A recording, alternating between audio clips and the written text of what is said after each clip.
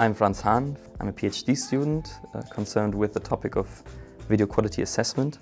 Basically, we're looking into what makes up the quality of videos and images and what drives us towards liking something or disliking something.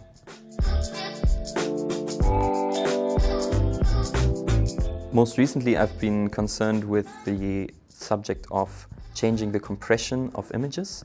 JPEG is a compression format that I think everybody knows, but it changes the quality the same over the entire image. And we've been trying to include information about where people look into this formula, changing the quality in areas where people look less, and trying to retain the quality in those areas while reducing the quality in areas where people do not look. In order to get the data for the predictive model of where people look, we have recorded the gaze of people looking at images using an eye tracker. In eye tracking, you have a camera that's pointed at the eyes of an observer. It records the eye movements, the pupil, and based on the geometry of the eyes, it predicts where the gaze was located at.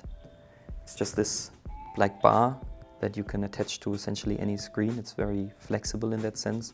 After we validate that the accuracy of the eye tracker is sufficient, and then you will see a series of 12 images, each for 4 seconds, and we will record the data.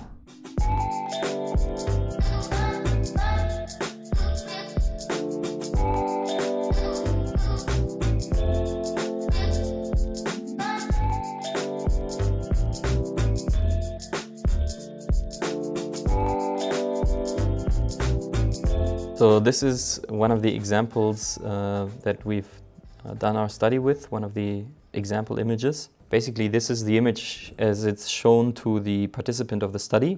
From this, we can gather several eye gaze data, which can be shown here. These are the fixation points, so points where different participants had a fixation, a certain time that they looked at this position. A white region in this image shows a high likelihood that people looked in this area. This is the old lady in the background. These are the people sitting in the center of the image, as you can see. And now this would be the image as it is compressed using standard methods where the quality is assumed the same over the entire image. You can see that the points of interest, such as this old lady and the people in the background, are not very well visible. They're very blocky. There's very blocky artifacts on them.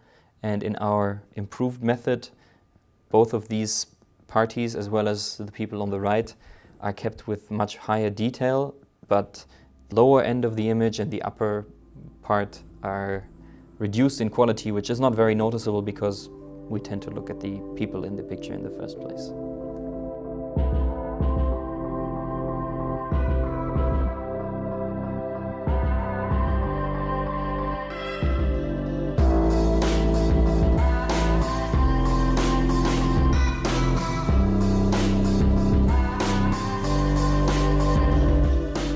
Currently, we're using eye tracking data for each image that we're compressing. So we're taking user input for every image that we try to compress. But this is infeasible because it requires everybody that wants to compress an image to have an eye tracker. So ultimately, we need a system that can predict where people look without knowing where they looked in a given image. And the idea is that we create a statistical model that does this based on a lot of information that we supplied it beforehand. We give it a lot of images, we give it a lot of information where people looked, and from this it learns what parts of the image are interesting to humans and can predict it in new images that are somewhat similar in some regards. So there's always a trade-off between what we perceive as the quality of an image or a video and the size that they take up in the network or when they're saved on a hard disk.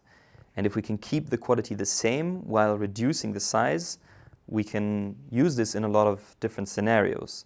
Say you are on your phone and you're browsing Facebook and there's this one video that you really want to look at, then we could offer you a solution where the quality is the same as everybody else's quality, but the size it takes up on your data plan is smaller.